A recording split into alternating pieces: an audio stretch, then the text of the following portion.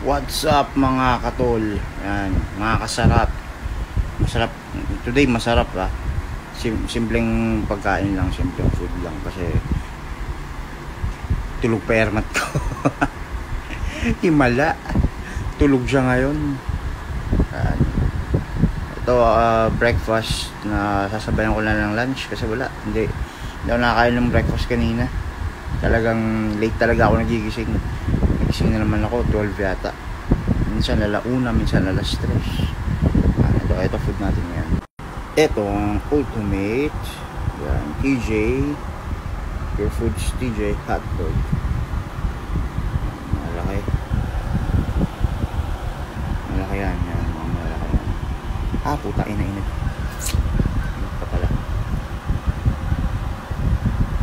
So syempre meron tayong langka. Nabili namin yung kagabi. So hinimay ko lang ngayon. Saka tubig, iced tea, at saka yan, ketchup. Putik, nagtataka ako. Dalawa palang tinidor to.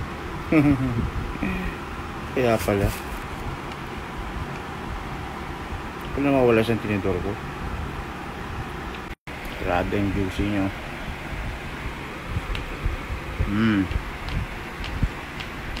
Sarap. Sobrang tender niya, sobrang juicy niya. Kasi technique kasi daw nito, bago mo siya lutuin, pakulan mo muna sa tubig, diba? Tapos pag napakulan mo sa tubig, saka mo siya piprito. Sarap guys, yung makinantika niya. Shit, sarap.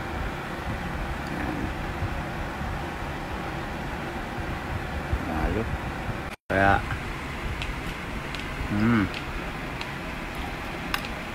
sarap na yung kanin. Kain tayo. Okay na pang breakfast to. Breakfast saka lunch na rin.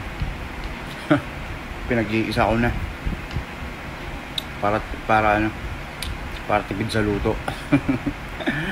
So ako breakfast saka lunch talagang sabay ko sa titirahin. Kasi ang hirap yung mabubusog ka sa breakfast, tapos kakain ka naman maya ng lunch, diba?